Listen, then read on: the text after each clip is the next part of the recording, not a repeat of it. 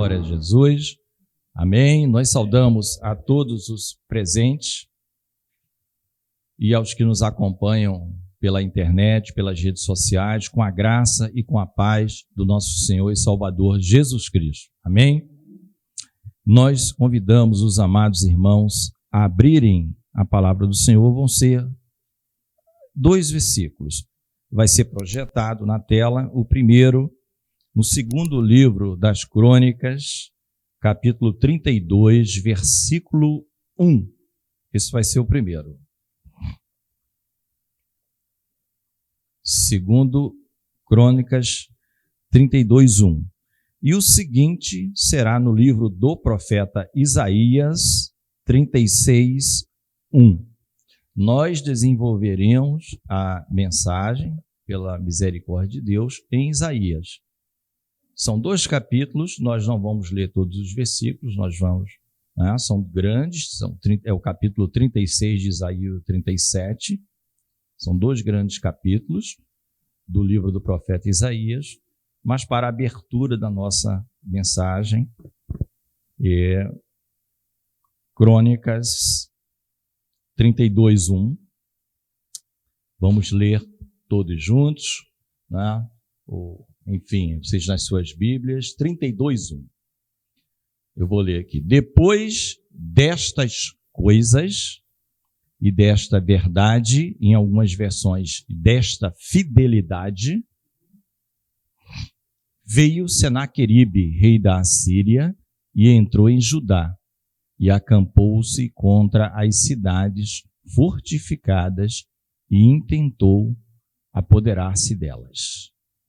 Isaías 36, 1.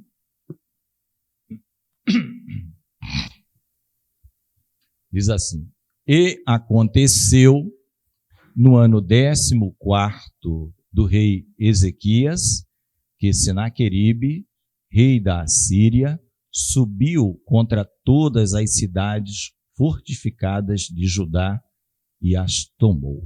Amém? Até aqui, vamos orar.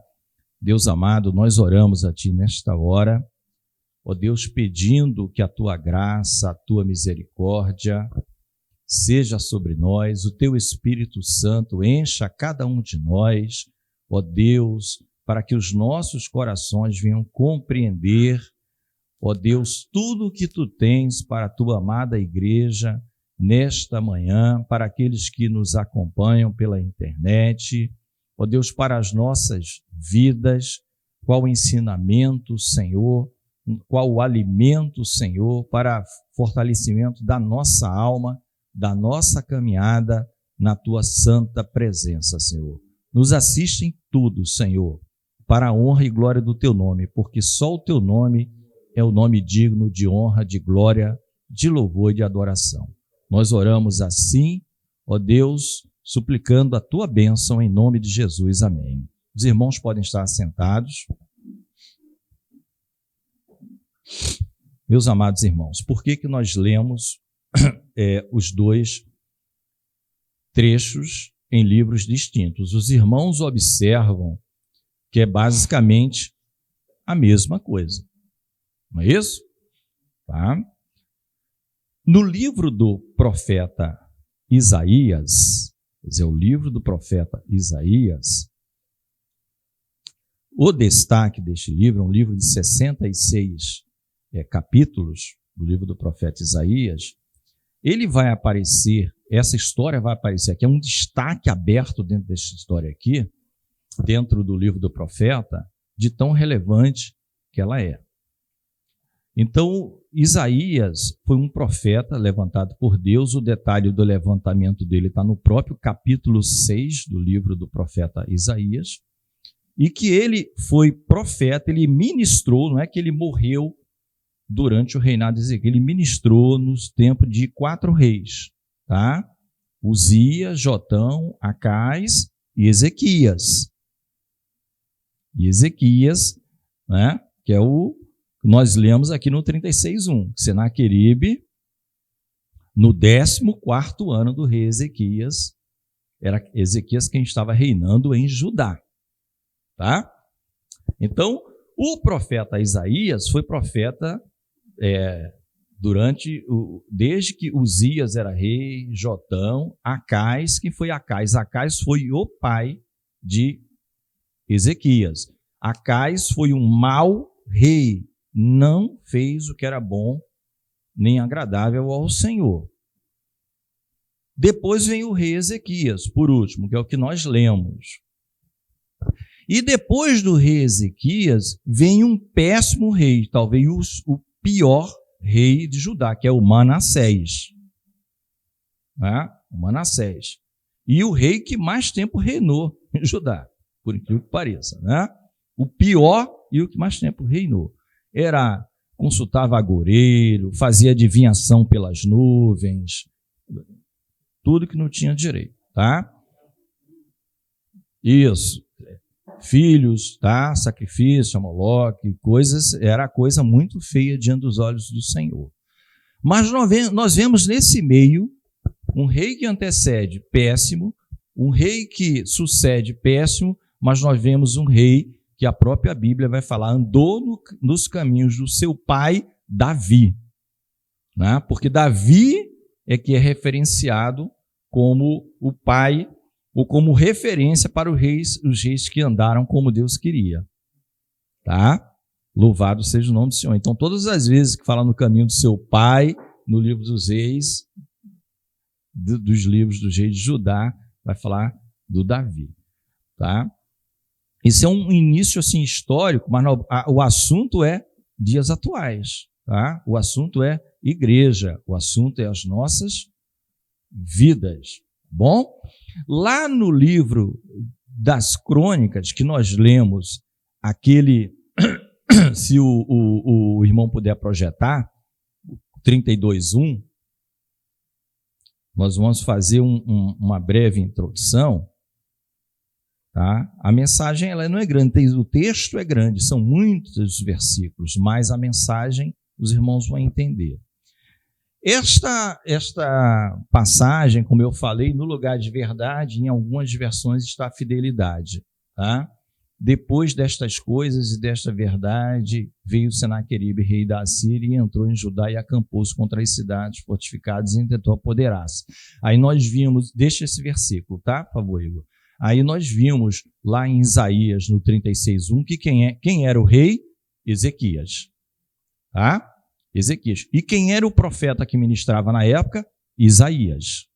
Tá? Mas o livro de Isaías não é um livro que vive falando da vida de Ezequias. É um livro é um profeta chamado profeta messiânico, que talvez seja o profeta mais citado no Novo Testamento, porque ele vai falar muito sobre Jesus Cristo. Né?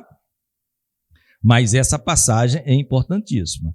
Agora, historicamente, depois destas coisas e desta verdade, que coisas é isso que eu vou trazer para os irmãos não precisam passar.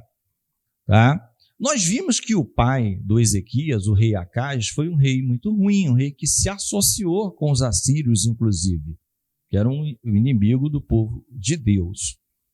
Tá? O rei Ezequias foi um rei que reinou 29 anos, um bom período. Ele reinou durante 29 anos, até a sua morte.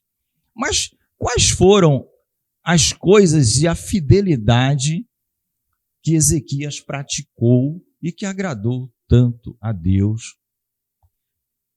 Amados, nós anotamos aqui, para passar para os amados, ele purificou o templo estava contaminado, ele restabeleceu todas as cerimônias previstas na lei, porque estavam quebradas. Havia um cerimonial, tinha um templo lá para quê? Tinha as festas, tinham que ser comemoradas, tinha as datas festivas, tinha quem era o oficiante, quem podia praticar ou estar à frente, o sacerdote, tinha os levitas, tinha os músicos.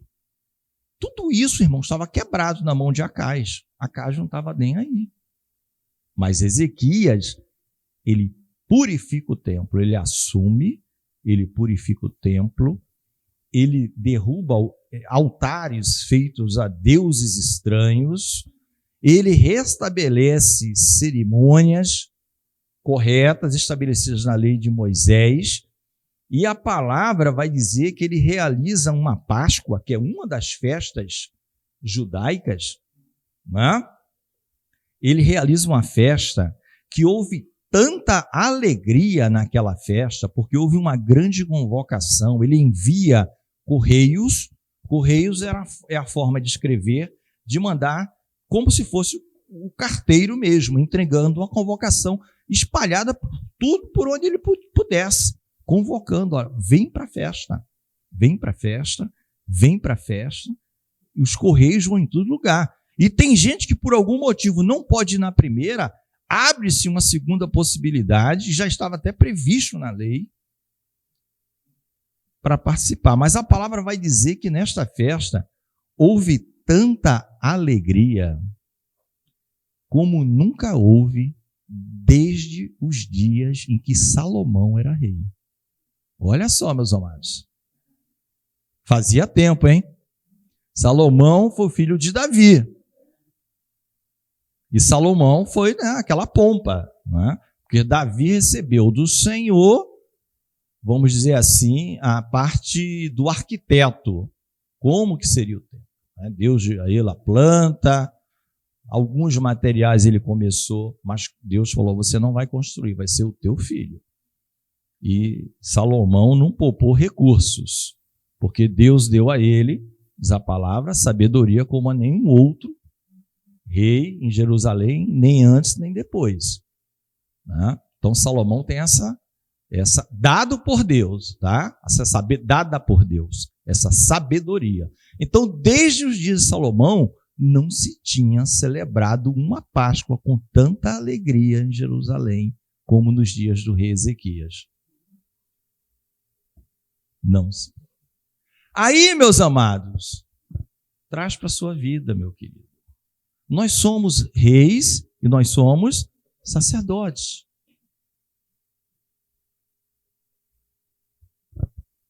Depois que a gente começa a ajeitar a vida, o inimigo levanta, amigo. Você começa a purificar-se diante de Deus. Ah, meu Deus, como foi pregado de manhã aqui na EBD, a gente reconhece e chora. O que nós somos diante de um Deus que pagou tudo, fez tudo por nós?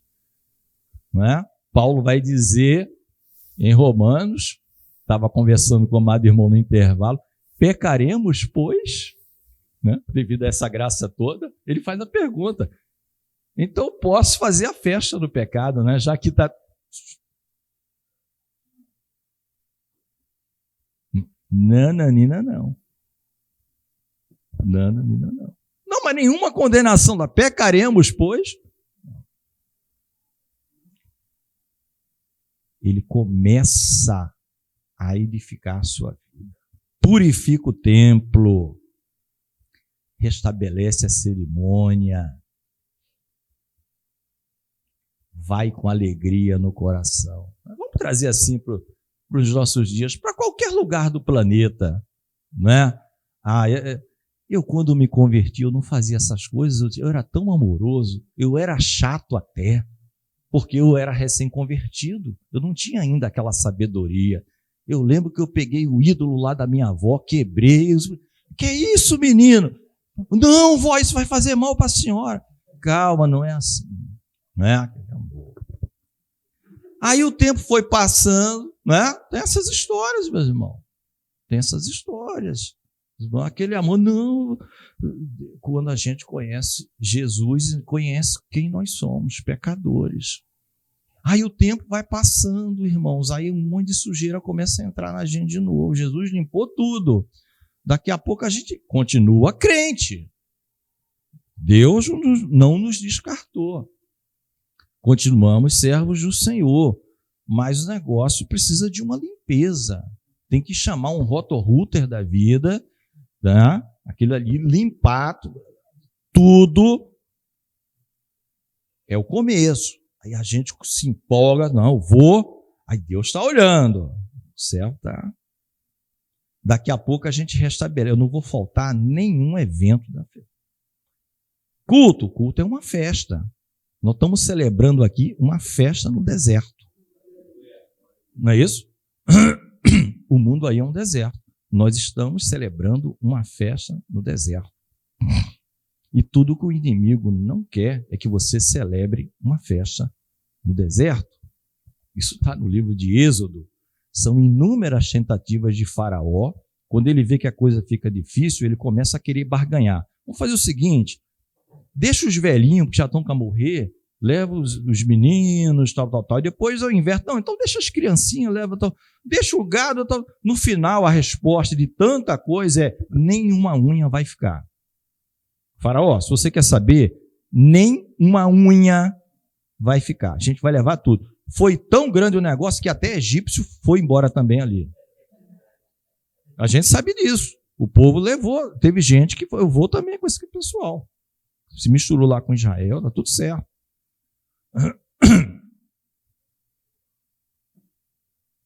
Porque quando Moisés e Arão chegavam lá, eles falavam da parte de Deus e dizia para Faraó, deixa meu povo ir, caminho de 3 dias, para celebrar uma festa no deserto. Era assim. Caminho de 3 dias. Tem uma separação, irmãos, né? Antes nós não temos nem morte, nem ressurreição de Cristo, não tem nada disso na vida do crente. Agora a gente tem como não comemorar.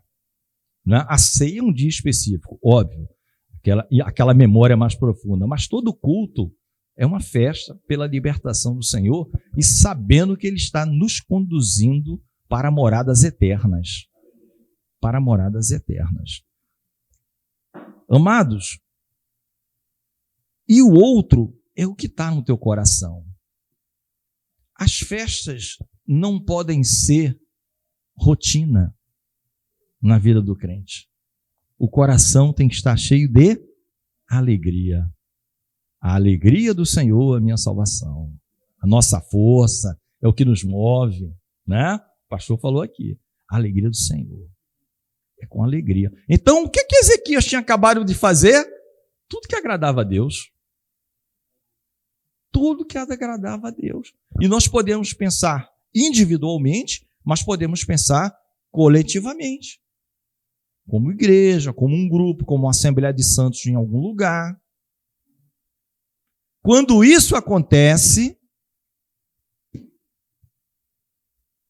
a coisa se levanta. A coisa, né? O mínimo assim, fala. O tal do Senaqueribe.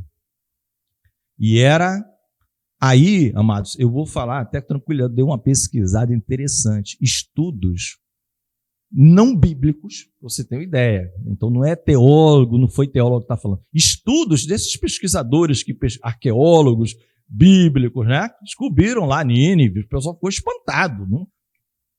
Porque até um bom tempo essa Nínive nunca nem existiu, tal. Acharam Nínive. Depois os irmãos, por curiosidade, procurem saber o que é touro número 6.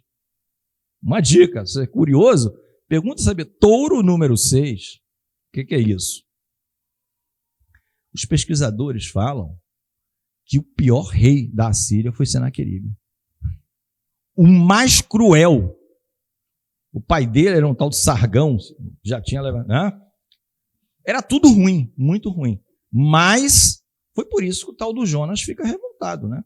Tem que ir em Nínive, com um povo desse, chorar. E o Senhor não está olhando para a gente. Todo mundo no maior perrengue. Lá em Israel, reino do norte. Jonas já é reino do norte. Mas, amados,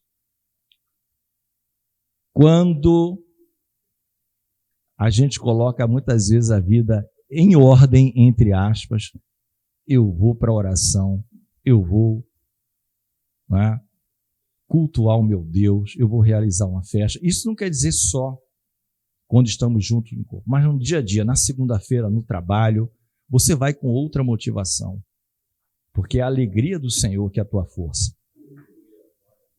Você vai com a consciência, não, eu fui comprado pelo Senhor Jesus para ser rei e sacerdote. Eu sou embaixador dele aqui na terra.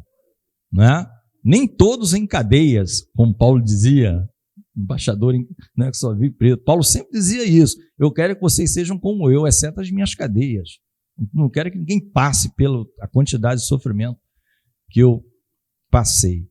Então, irmãos, a gente pode ir, então, para o 36, Isaías 36, que foi outro texto. Então, Crônicas foi referenciado por isso, para os irmãos saberem, principalmente, do ponto de vista espiritual, por que esse rei da Síria sobe contra o Ezequias? Não é? Porque a casa começa a ser colocada em ordem. Não é que ele não era servo, ele era, mas tinha muita coisa que tinha que ajeitar. E quando a gente começa a fazer as coisas do verdadeiro rei, do único rei do universo, do Senhor, que é Jesus Cristo, as coisas mudam. Começam a vir lutas muitas vezes, né? Estava conversando com um irmão também aqui no intervalo, ele falou, não, comecei a me consagrar, um jejum, aí,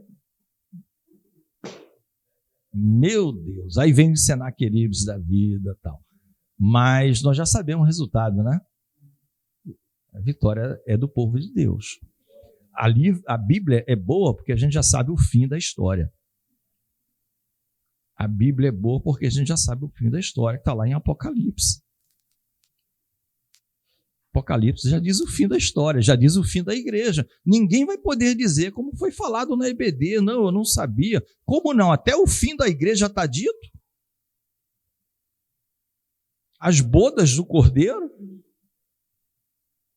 a Nova Jerusalém, os que tiveram suas vestes lavadas, isso tudo é falado no dia de hoje, foi falado no século passado, retrasado, foi falado depois de Cristo, no primeiro século, e continua sendo falado. Aí como é que você vai dizer que não sabia? E mesmo quem não chegou nisso, como foi trazido aqui na EBD, as coisas criadas por Deus, o Salmo 19, como ele falou, né? Elas testificam da glória de Deus. Então, amados, existe uma, vamos dizer assim, uma certa tática do adversário. E isso é importante para nós, porque o que é que o Senaqueribe manda uma pessoa que o representa, um grande oficial chamado Rabsaqué. Tá? Tem Bíblias que diz o nome dele, tem outras que não, vai depender da versão. Normalmente as Bíblias que tentam passar uma linguagem mais palatável para o iniciante, às vezes até omitem o nome dele, para que a pessoa que leia tenha mais facilidade de entender, não fique confusa com nomes, porque não é para se decorar, não precisa estar decorando, nesse caso, principalmente para o iniciante, não é? Se quisermos passar aí para o versículo 2 do 36, né, nós vamos ver que, dito isto, nessa breve introdução, nós já nos situamos, né? Então, o rei da Assíria, que nós já sabemos que o nome é Senaqueribe, né, ele enviou Rabsaqué desde Laquis a Jerusalém ao rei Ezequias com um grande exército. E ele parou junto ao aqueduto, alguns falam cano do tanque mais alto, junto ao caminho do campo do lavandeiro. Né? Aqui falam que é onde fazia uma espécie de tinturaria, uma espécie desse tipo. Mas existe, eu já vi um pastor pregando uma palavra maravilhosa só com esse versículo aqui sobre o campo do lavandeiro, irmão. A palavra é riquíssima. Se você for estudar isso aqui, você vai ver coisas, mas não é o objetivo aqui, tá? É para mostrar que o Senaqueribe foi lá intimidar o Ezequias via Rabsaqué. Só vai lá falar com esse tal de Ezequias, não é? Vai lá falar com Ezequias com um grande exército. Quando esse pessoal chegou, o versículo seguinte, a palavra diz que o rei Ezequias então manda os seus, vamos dizer, prepostos ou prepostos, que era o Eliaquim, né, deve depender da versão, o mordomo, Sebna, o escrivão, aqui na minha, e Asaf, aqui está cronista, o outro aqui na minha versão está chanceler, tá? Esses três para conversar lá, vê exatamente. Ele já sabia que o Senaqueribe já estava fazendo uma grande investida. No norte ele já tinha tomado muita coisa lá. Olha, No 4, amados, versículo 4, vai dizer, e Rabsaque lhes disse, ora, dizei a Ezequias assim, o grande rei, o rei da Síria, né, está dizendo, diz o grande rei, que confiança é esta que tu manifestas? Como eu falei para os irmãos, os versículos 36 e 37, eles são muitos versículos. Nós não vamos ler tudo, por isso que eu fiz aqui o trabalho para os amados. Tá? A primeira, um dos pontos, não necessariamente nessa ordem, mas que eu destaquei aqui, que o Senhor me mostrou, é que esses homens, esses mensageiros, eles tentam, primeiramente, incutir medo nas nossas mentes. Isso é uma das estratégias do adversário, tá? Se quiser deixar no 1 mesmo, que é o referência, tá, Igor? 36:1, só para... Mas eles vão tentar, esse Rabsaque e sua equipe, incutir medo, inclusive desdenhando do Deus de Israel. Porque, ó, que confiança é essa que você tem? Está confiado em quem? Quem é o Deus de Israel? Você não já ouviu falar do rei XYZ? E ele começa a citar diversos reis de diversas cidades e diz, ó, todos eles confiavam nos seus deuses. Vai lá ver como é que está. Tem nada, como diz uns e outros. Está tudo dominado, está tudo na minha mão. Eu, rei da Síria, tomei tudo. Você está confiado em quê, Ezequias? Dizem os estudiosos que ele já tinha tomado cerca de 46 cidades do reino de Judá. Essa Laquis, por exemplo, era uma grande cidade fortaleza do reino de Judá. Uma cidadezinha chamada Laquis, mas era muito importante para Judá. Só perdia ali, vamos dizer, para Jerusalém, né, onde ficava o rei. E Laquis já estava dominada por Senaqueribe. Então, uma estratégia, lembre-se o que nós fizemos. O que é que nós fizemos? Restabelecemos o culto na nossa vida, como deveria ser.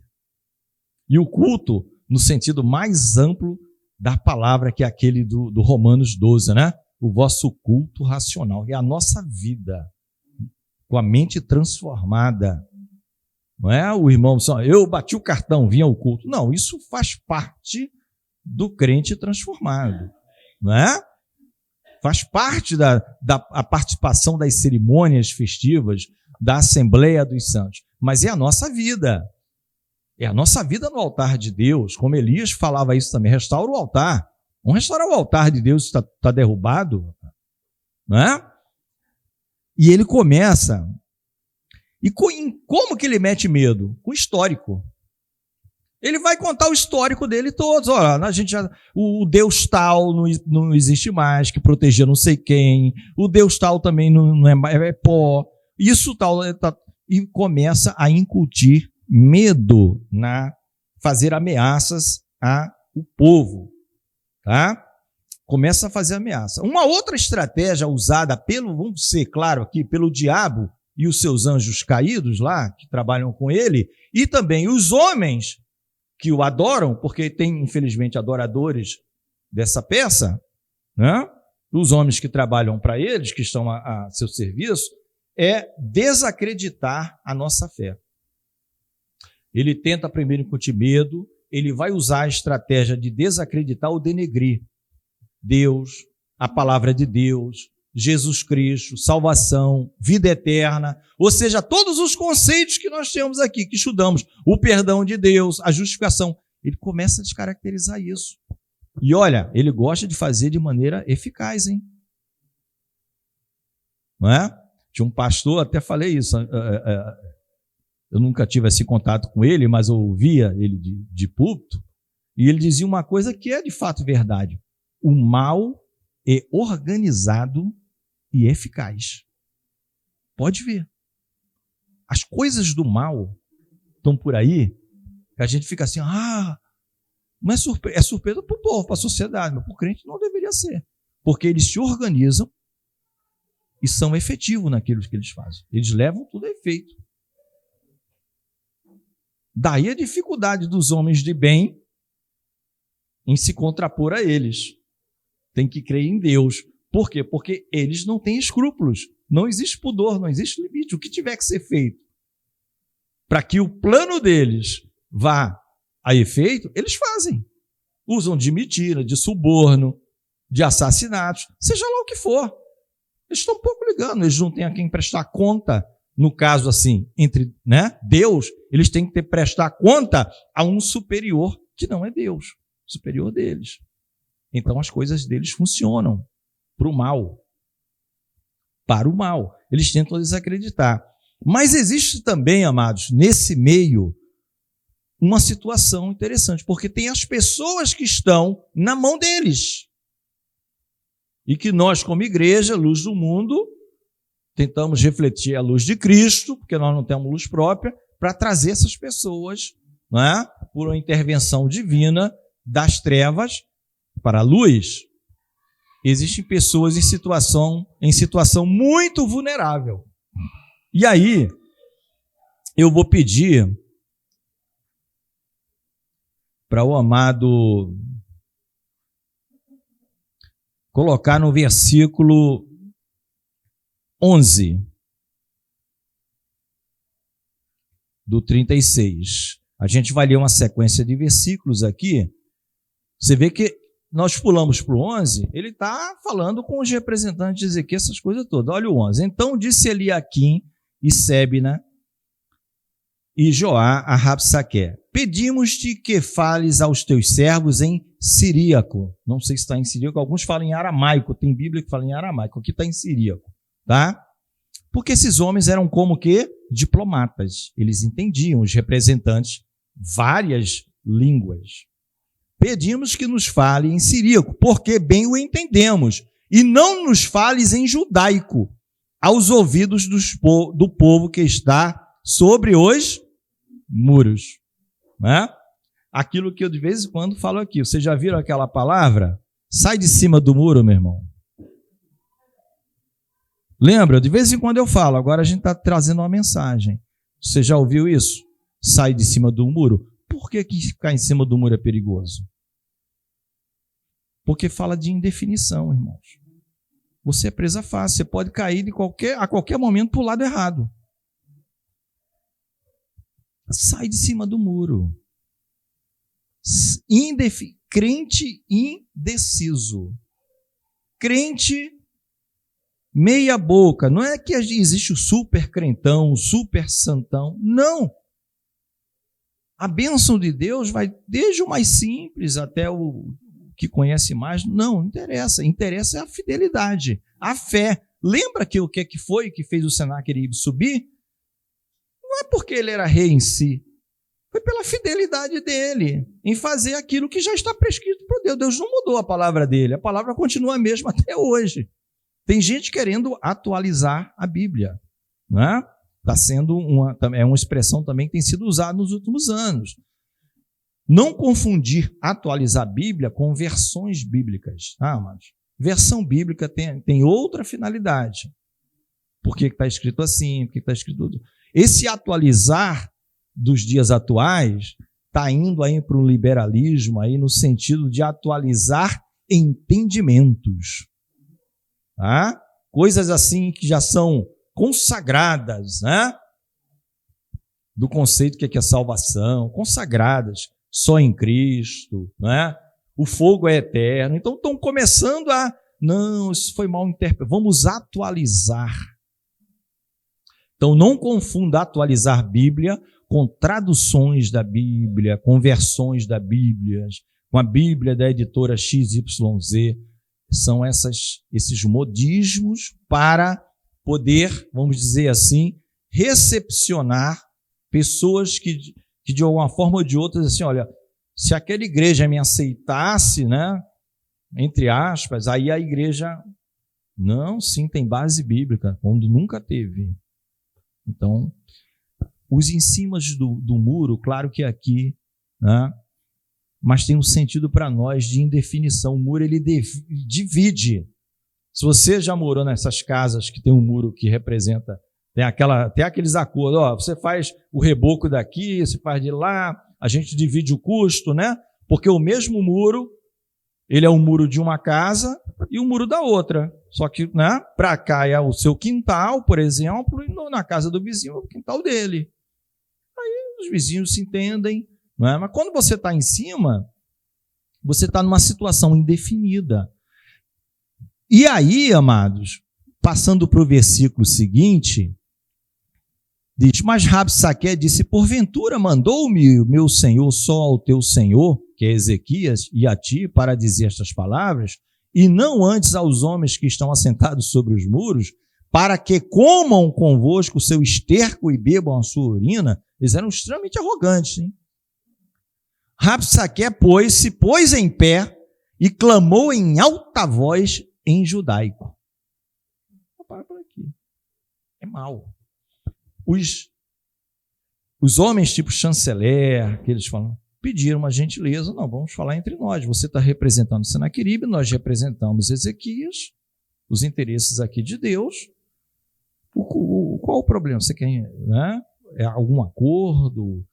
O que vocês querem tomar nossa cidade? E aí eles pedem, por favor, para não falar em judaico, para que o povo não ouvisse, e exatamente por estar em cima do muro, viessem a ter medo.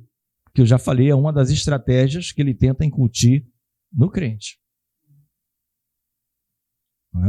Mas o servo, está lá em Hebreus, eles são aqueles em que eles foram exortados, inclusive, a irem até a morte. Eles foram exortados a irem até a morte, porque o escritor de Hebreus vai dizer: ó, vocês já foram espoliados, já tomaram até os bens de vocês, então vocês continuam firmes. Agora que vocês vão esmorecer, vão querer voltar para a lei, para ter uma vida, entre aspas, mais confortável? Não, mantenham, não é? Mantenham, vocês ainda não resistiram até ao sangue combatendo contra o pecado. Aí em Hebreus, né? E aí, amados, o adversário, com a sua própria característica, ele vai falar exatamente em judaico para que todo mundo ouça. E agora, aqui é interessante, né? O falar em judaico tem também para nós uma conotação interessante. Hoje está se usando a própria Bíblia,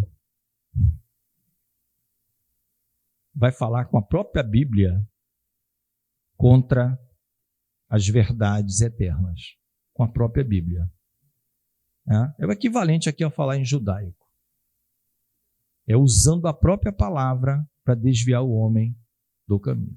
Porque o adversário sempre teve, ao longo de muitos séculos, o ocultar a palavra, enquanto ele pôde, até a hora que Deus falou: chega, vou abrir para todo mundo. Abriu. E agora?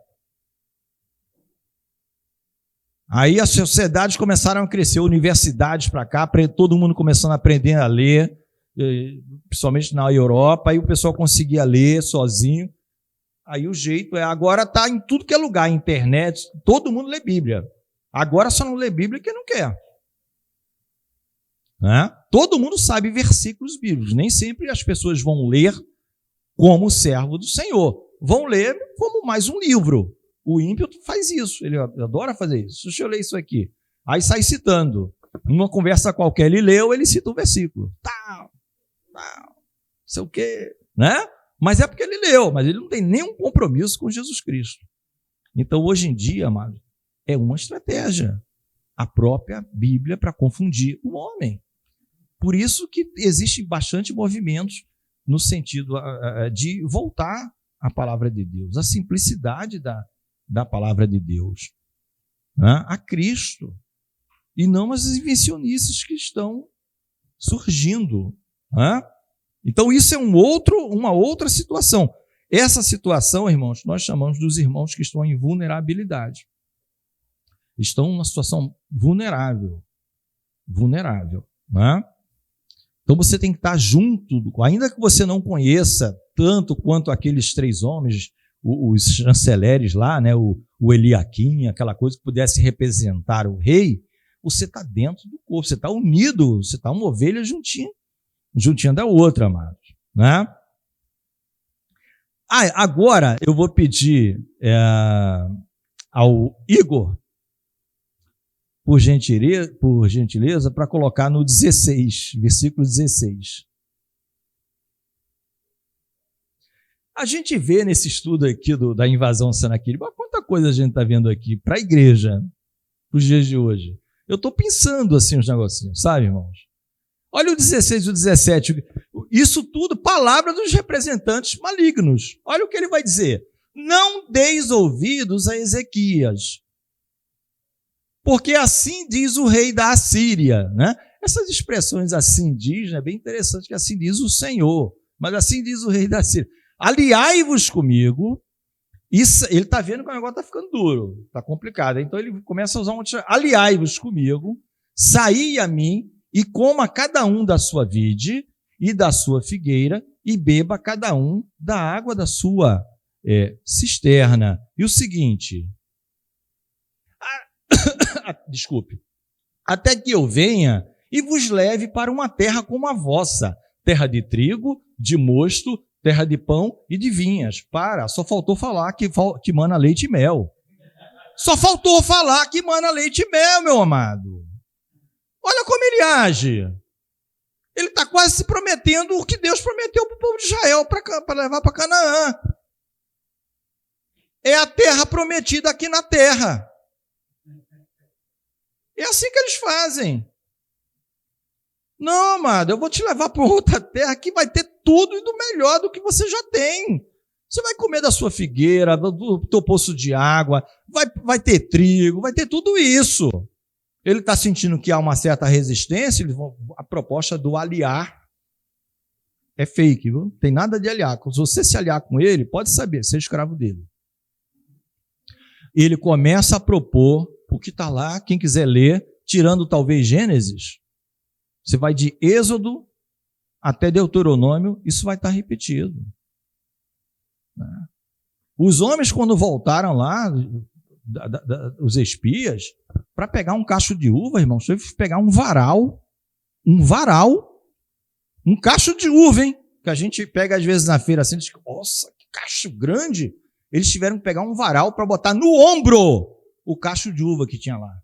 Porque um homem só não carregava o cacho de uva. Aí vem o cidadão e promete essas coisas aqui, ó. E ele está falando agora para todo mundo que está em cima do muro ouvir. Quem está definido lá com Ezequias, rei, está certinho, conhece a palavra. Conhece que quem pode prometer as coisas são o Senhor. Ali era o Senhor que dava. Agora, qual é a promessa para nós? É nessa terra? Não, irmãos.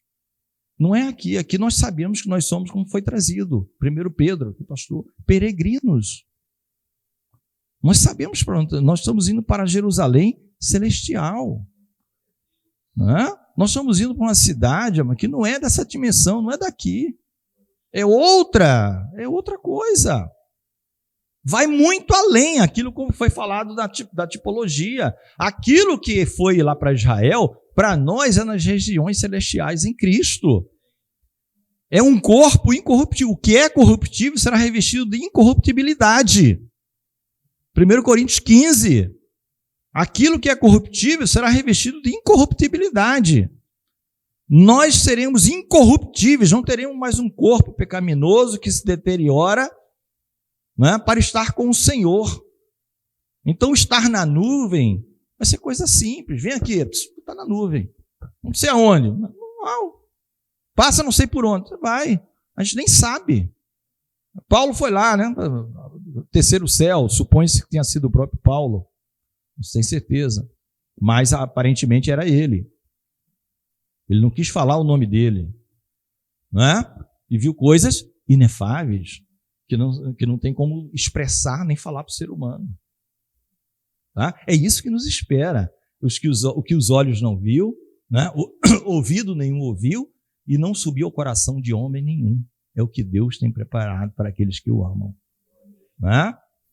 E também a palavra fala, quem viu, né, um Deus zeloso como o nosso, que trabalha por aqueles que o amam. E não para de trabalhar. João 5,17, meu Pai trabalha até hoje e eu também trabalho por vocês. Por todos que quiserem. Porque Deus é longânimo, Ele quer que todos os homens se salvem, que a graça de Deus alcancem a todos. Então nós sabemos para onde estamos indo. Nós estamos caminhando no deserto desse mundo, mas sabemos para onde estamos indo. Não é aqui na terra. Mas o adversário, como ele não tem como prometer nada no céu mesmo, ele vai ficar por aqui, para aquele que está com conhecimento rasteiro, está ali ainda, né, fica com muita esperança nesse mundo, eu ainda vou ter aquele carrão que eu queria, eu ainda vou ter aquela casa, aquela cobertura, tá com muito esperança. Ele começa dessas promessas. Né? Não tenho nada contra a pessoa venha ter, se vier a ter nessa vida, bem, de maneira que agrade a Deus, desde que seja ali, não é da maneira, né? Porque da outra maneira você estava trabalhando para outro rei, não é para o rei Jesus. Tá? Então, irmãos, esse é outro ponto.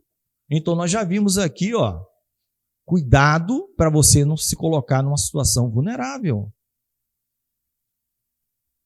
Cuidado para você não se colocar numa situação vulnerável, meus amados. Agora, o 21, o que é que o povo fez? Glórias a Deus. Versículo 21. A gente do 36, tá? A gente está pulando. Eles, porém, já era a multidão do povo, não eram aqueles representantes do rei Ezequias. Eles, porém, se calaram e não lhe responderam palavra alguma, porque havia mandado do rei, dizendo, não lhe respondereis. Não dialogue com quem traz propostas parecidas, mas sutilmente diferentes, que te leva para o inferno. Não dialogue. O povo foi obediente ali ao rei Ezequias, né? Nós somos obedientes ao rei Jesus. Se nós somos discípulos do Senhor Jesus, a gente sempre vai travar na palavra dele. Peraí, isso aqui... Cuidado, apareça o que aparecer, irmão. Não, ali naquela igreja o pessoal nem toca no chão, todo mundo flutua. Tudo bem, mas como é que é a palavra lá que se pega? O que é que está sendo dito? Cuidado, porque as promessas são muitas. É isso aí. Eu vou te dar, você vai ter a mesma coisa. Ainda e melhor, não vai ter nem guerra. Vai estar debaixo do maior rei do mundo, o rei da Síria. Que era como os reis se achavam, né? Deuses. Eles se achavam deuses. Né? Eu não sei se eu contei, eu estava assistindo um dia desses no canal, acho que é o History Channel 2. Existem dois History Channel 2.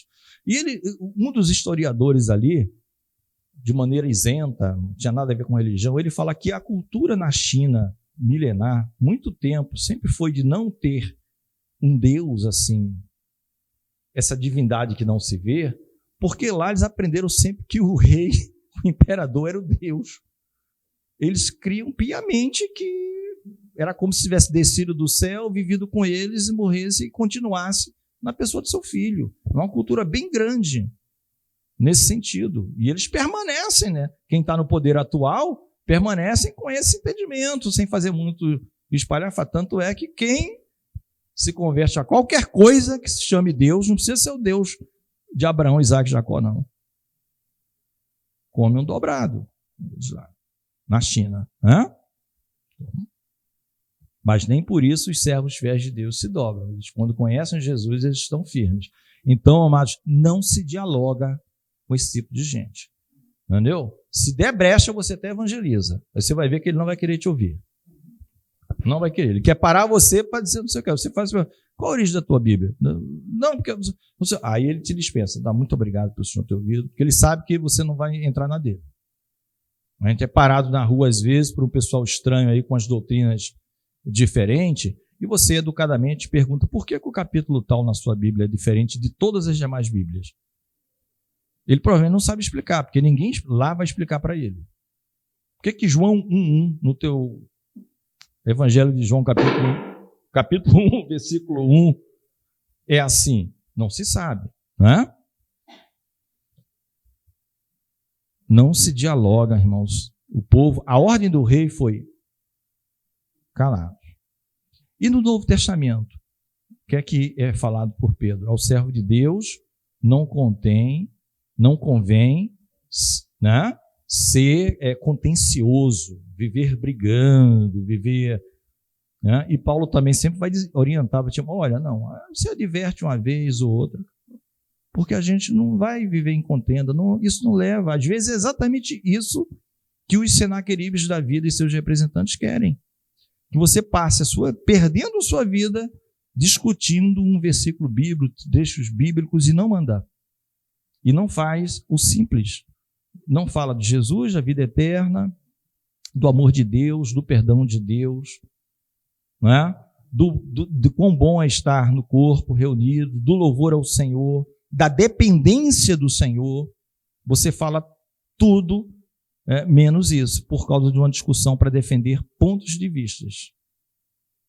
Né? Então, às vezes, o silêncio é uma grande arma. O silêncio é uma grande arma para quem está. Né? É uma grande arma.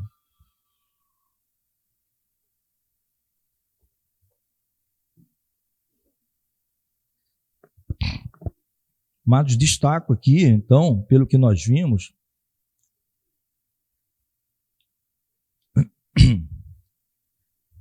a reforma na nossa própria vida, como incomoda o adversário. Os seus ataques, natural. Paulo fala, não desprezamos os seus ardis. Se não me engano, é lá em 2 Coríntios. Em algumas versões, ardis, os seus...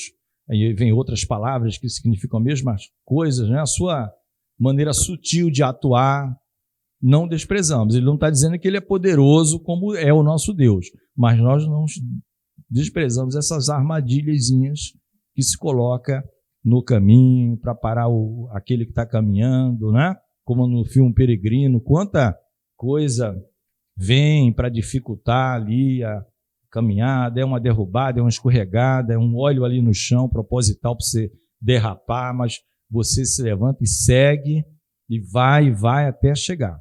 Porque tudo é feito para você parar ou retroceder ou seguir por outros caminhos. Tá? E as propostas são as mais diversas. Em alguma, muita gente cai. Essa aqui que eu falei agora das propostas dele, semelhante à de Deus, né? Parece que está lá no Pentateuco, hoje está caindo como uma luva, né? Só que as pessoas estão esquecendo que ela está sendo usada para este mundo. Para este mundo.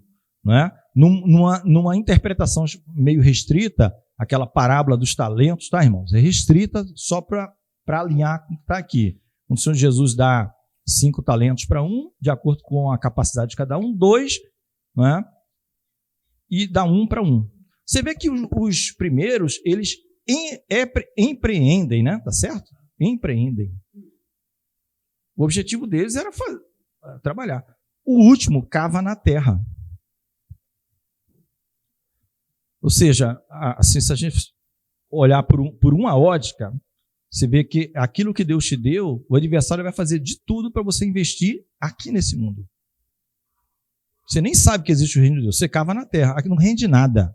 Porque aqui tudo é vaidade. Vaidade no sentido de sopro. Aqui tudo passa. Tudo passa. É um sopro. É uma névoa. E Jesus veio investir na gente para aquilo que é eterno, que não passa. Que não é a vaidade. Então o camarada cava na terra, aí chega o dono, nem no banco você colocou para render juros, já que você é preguiçoso, não quer trabalhar, pelo menos juros eu receberia. Né? E mais, só mudando um pouquinho assim, ele que fala, não, o senhor é um homem mau, o senhor colhe onde não plantou, tá? Ou seja, é como o cidadão vê. Ele vê Deus dessa forma, então eu sou assim para você mesmo. Você está dizendo que eu sou isso? Eu vou agir como você me vê. Como você me vê. Mau servo, sai fora. Pega o talento dele e dá para o outro lá. Né? Vamos voltar? Não se investe nessa terra, irmãos. Não é aqui que se investe. Aqui a gente é peregrino, foi trazido há pouco tempo a palavra. Peregrino, a gente não vai ficar deitado no chão. Mas a gente vai se contentar, a gente vai ter o nosso dia a dia, ter o nosso pão com manteiga, né? A gente vai passar. A gente vai passar. Né? Geração vai, geração vem. Mas a gente sabe para onde está indo. Fiel é o que prometeu. A gente sabe para onde a gente está indo. Não é aqui. Não é aqui. Isso não quer dizer que você, já falei, que você não possa ter projetos nesse mundo, desde que você saiba tudo com moderação e saiba o seu fim. Não é isso? Melhor é ir à casa onde há luto, com um propósito, saber o fim do todo homem. O camarada investe tudo aqui, ele pega o talento dele, cava nessa terra e morre. E morre. Né? Quando Deus voltar, ele quer ver, lembra aquelas pregações, aqueles louvores, aqueles estudos, aquelas leituras da palavra, aquele abraço que você deu no irmão, isso tudo é do céu, porque a terra ninguém valoriza isso não. Isso tudo é poupança no céu, o tesouro está sendo acumulado no céu. Isso é do céu, não tem nada a ver com a terra. Agora na terra está sol, não sei, está frio, é outra, como dizer, é outra vibe. A busca é outra. A busca é outra, mas para o povo de Deus não. Eu tenho que ler a palavra hoje. Senhor, eu só cantei um louvor hoje. Isso, amado, isso é do céu. Isso não tem nada a ver com este mundo. Nada a ver com este mundo. São ferramentas que Deus trouxe do céu que vão ser multiplicadas. É porque a gente não sabe. Deus age da maneira como quer. Eu já vi gente se convertendo de ouvir louvor de rádio assim, de um crente chato que ligava o rádio todo dia, na época do rádio. A era do rádio, né? Tem até um filme com esse nome. A era do rádio. Mas bota aquelas músicas de crente. Ficava doido. Será que o cara se converteu ouvindo esses louvores? O que tinha ódio do crente que fazia isso? Converteu, se tornou um bom servo. Entendeu? A gente não sabe. E ele está louvando a Deus lá. Está louvando a Deus lá. Meus amados, continuando aqui, o rei, então, depois desses diálogos, dessas propostas, os servos do Senhor voltam e dão o recado ao rei Ezequias. E o rei Ezequias fez o que todos nós devemos fazer, não usar as nossas próprias forças. Ele foi aos pés do Senhor. De que forma? Ele procurou o profeta Isaías. Daí o livro, essa história está com detalhes no livro do profeta Isaías. E ele vai e conta a Isaías, estamos em maus lençóis, Isaías, o rei da Síria já conquistou tudo que é cidade aqui. Nós não temos como fazer frente a esse rei. Amados, Deus se agrada da nossa dependência. É a dependência de Deus. E a resposta do profeta está no 37 agora, capítulo 37, versículos 6 e 7. 37. Tá? Eu já estou resumindo para os irmãos, já estando caminhando para o final. 37, versículos 6 e 7. Vamos ver aqui. 6, isso.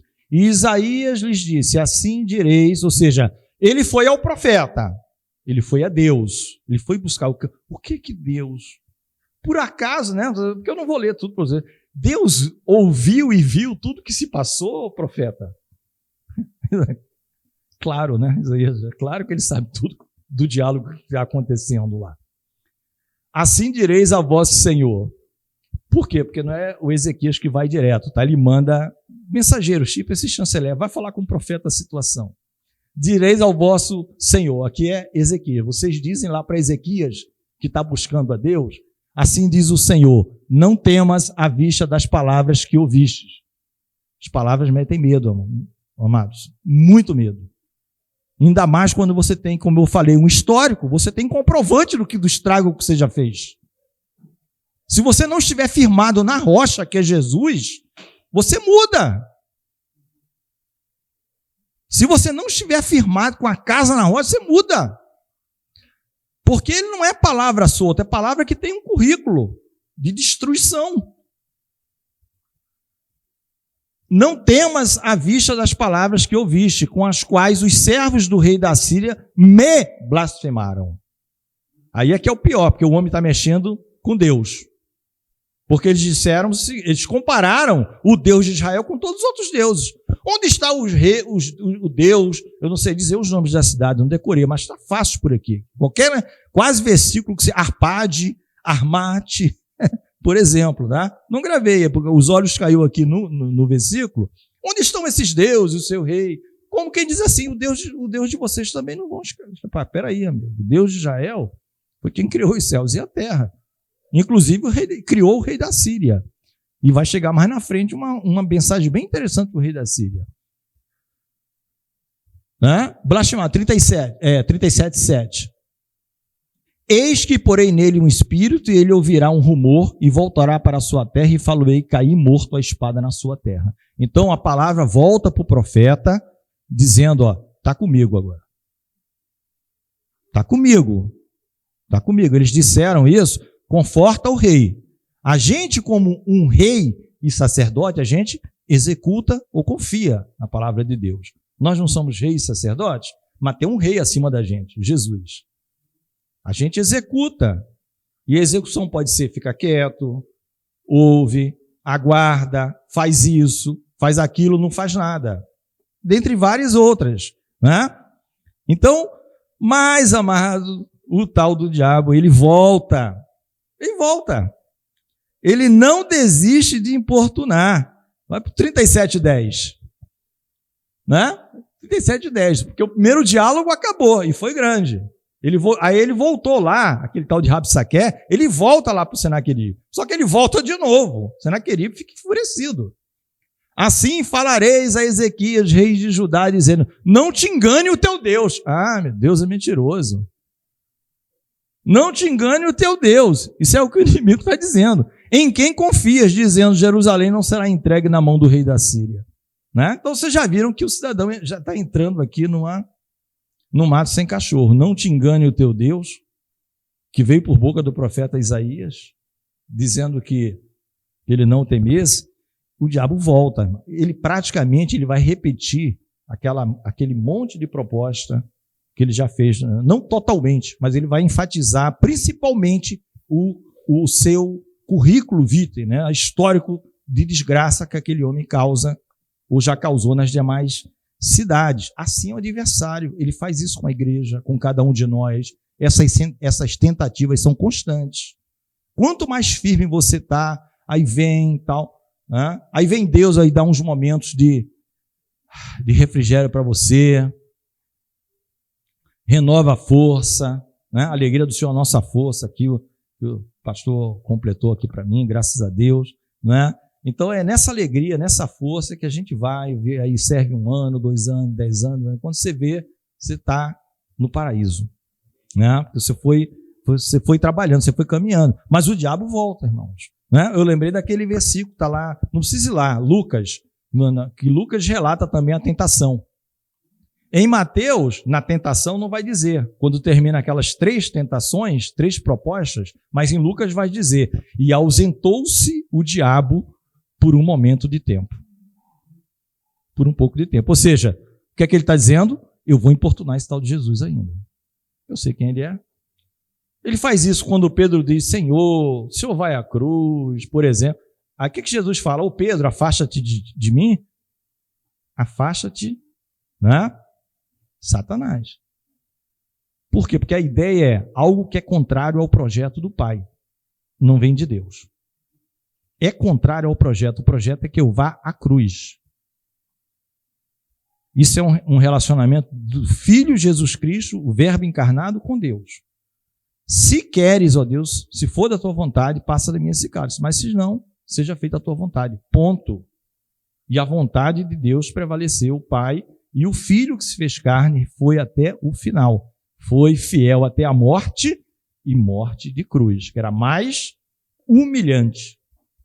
Humilhante. Não só dolorosa, não só pela dor, era pela humilhação que aquilo representava. Era as pessoas da pior espécie que você possa imaginar, né? Que não era só o Império Romano, aquilo já pegou carona de impérios anteriores, esse método de morte, né? É meio que chamada, que a pior morte que tem é a chamada morte lenta, né? A gente já falou sobre isso. Que a morte rápida é rápida, mas a lenta, amado, você pede para ela vir e ela não vem. Né? Foi assim com o nosso Senhor. Quando esse grupo volta, né, o adversário volta, falando essas bobagens, eles trazem uma carta do rei, é de rei para rei. Senaqueribe escreve para Ezequias. Sabe o que é que o rei Ezequias faz, amado? Ele vai com a carta no templo apresentar ao Senhor. Que a carta o negócio era pesado na carta. O rei Ezequias, já confiado na palavra que Isaías tinha falado, ele vai no templo com a carta, ele apresenta a carta ao Senhor. Senhor, olha aqui a Senhor, eu sei que o Senhor já falou, não tem, mas eu sei que não. E ele vai com toda humildade. A oração é muito bonita lá, quando ele né? Você pode colocar o 37:16. Aí eu vou lendo alguns versículos. É o rei Ezequias no templo, com a carta. Chegou a carta. Imagina um monte de ameaça, irmãos. Telefone, tal. Você tem dívida? Você não devo nada. Não, teu nome, vai cortar telefone, vai cortar sua conta bancária, é tudo ameaça. Olha, eu sei a hora que seu filho sabe. Aí chega um dia, mano, que chega uma carta, registrada em cartório, tá lá na tua casa. Tudo que foi falado no telefone é assinado pelo... É isso mesmo. Vai perder tudo, hein? Olha o terror. 37:16. Aí o rei Ezequias vai chegar no templo e vai dizer: ó Senhor dos exércitos, Deus de Israel, que habita entre os querubins. Tu és o Deus, tu somente, de todos os reinos da terra. Tu fizeste os céus e a terra. Qual o rei que fez isso? Que o rei da Síria conquistou? Nenhum próprio rei da Síria. Inclina, ó Senhor, os ouvidos e ouve. Abre, Senhor, os olhos e olha, e ouve todas as palavras que Senaqueribe, as quais ele mandou para afrontar o Deus vivo. Verdade é, Senhor, que os reis da Síria assolaram todos os países e suas terras e lançaram no fogo os seus deuses, porque deuses não eram, senão obras de mão de homens, madeira e pedra. Por isso os destruíram. Agora, pois, ó Senhor nosso Deus, livra-nos das suas mãos, para que todos os reinos da terra conheçam que só tu és o Senhor. Isso é ele no templo, imagina ele chorando lá, humilhado, uma carta na mão apresentando ao Senhor. Isaías não estava lá. Só que, né, nosso Deus, vem a resposta. A oração do servo fiel não ficou sem resposta. Deus vai lá e fala com Isaías. Deus vai lá e fala com Isaías e mostra a sua soberania. Eu não vou ler detalhes para ficar muito tarde, mas sabe o que é que Deus vai dizer nessa soberania? Ele vai dizer para o rei Ezequias ficar tão tranquilo, dizer assim: olha, o Ezequias, todas as terras conquistadas por Senaqueribe e tudo que ele ganhou, fui eu que dei. Deu para entender? Ezequias, não é o braço dele, não. Fui eu que quis que Senaqueribe destruísse tudo aquilo. Agora aqui ele não vai entrar, porque ele afrontou o Deus vivo. Ele disse que eu não sou Deus. Aqui em Jerusalém, vocês não vão ter um confronto corporal. A nossa luta não é contra carne nem sangue, mas é contra as hostes celestiais, essas príncipes das potestades do ar. Lembra? Que está em Efésios 6? Essa é a nossa luta. E a armadura está toda lá disponível. A gente já falou isso, né? Os capacetes da salvação, o escudo da fé, né? A armadura, né? Aqui da verdade e da justiça, calçado do evangelho da paz, tá tudo, a espada do Espírito, disponível para tudo. Mas não é para lutar com o semelhante. Aquele não vai entrar. Meus amados, o final é uma intervenção sobrenatural, não é? Deus manda um anjo que simplesmente no dia seguinte acordam, né? Quando clareia o dia, tem 185 mil sírios mortos, assírios mortos, sem espada, sem nada. Não teve um contato físico. O rei volta com alguns, tá? Na Bíblia vai falar que 2 filhos dele, do próprio rei, matam ele no templo do rei, do Deus que ele adorava, um tal de Nisroch. Os estudiosos bíblicos falam que isso não foi de imediato, levou aí 1 década mais ou menos para isso acontecer, essa morte quando ele adorava. Mas já estava prenunciado desde a primeira resposta que Isaías deu. Se você observar, ele vai voltar, eu vou fazer um barulho lá, ele vai voltar para a terra dele e vai cair morto lá. Isso aconteceu mais ou menos 1 década depois. Alguns falam em 12 anos. 2 filhos do próprio rei, que era o tal, mataram ele no templo e fugiram. Aí um terceiro filho reinou no lugar dele lá. Tá? Então, amados, vamos ficar de pé? O que é que nós aprendemos como igreja aqui, irmãos? Nós sabemos o fim da história? Sabemos o fim da história. Sabemos o fim da história. Nós temos que ajustar sempre, estar buscando ajustar sempre as nossas vidas? Nós temos que ajustar sempre as nossas vidas. A gente tem que estar sempre fazendo a autoavaliação. Paulo manda a gente fazer isso. Não é? Se a gente julgasse a nós mesmos, a gente não seria julgado. Se a gente chegasse, não, vou fazer um julgamento da minha vida. Né? Tem muita coisa, vou começar aqui a ticar umas coisas para atingir essas metas. Eu quero andar, né, mais agradável a Deus. Né? A gente já sabe, vem sempre luta daqui, luta dali, mas a gente vai ver que os anos vão passando, essas lutas vão passando também, acabando, e a gente continua vivo. É porque tem um Deus lutando por nós. Porque a gente está mantendo o zelo do templo, que é o templo do Espírito somos nós. Estamos mantendo as festividades, aquilo que alegra a Deus no nosso dia a dia. Não é? Estamos fazendo tudo com alegria e não por obrigação, não por voluntariedade, como por exemplo, o dar, o ofertar, que Paulo fala isso. Não. Não é, cada um dê segundo estiver proposto no seu coração e segundo a abundância que Deus, né, o abençoou, mas não por obrigação. Dê com amor. Deus se agrada daquele que dá ou que oferta com amor. Mas isso não é restrito a pecúnia, a dinheiro. Isso é para tudo. Aquele que faz com amor. Aquele que faz com amor. Não é? Que dá o seu melhor, a oferta de Abel, né? Abel era bom diante dos olhos de Deus, né? Justo diante dos olhos de Deus, e deu o melhor, deu as primícias do que ele tinha. O outro não. O outro equivale àquele cidadão que investe aqui na terra. O negócio dele é crescer aqui na terra. O tal do Caim. Os nomes deles têm significados, tá? Não é a aula de hoje, mas os nomes têm significados e têm uma razão de ser. E tem uma razão de ser. Tá?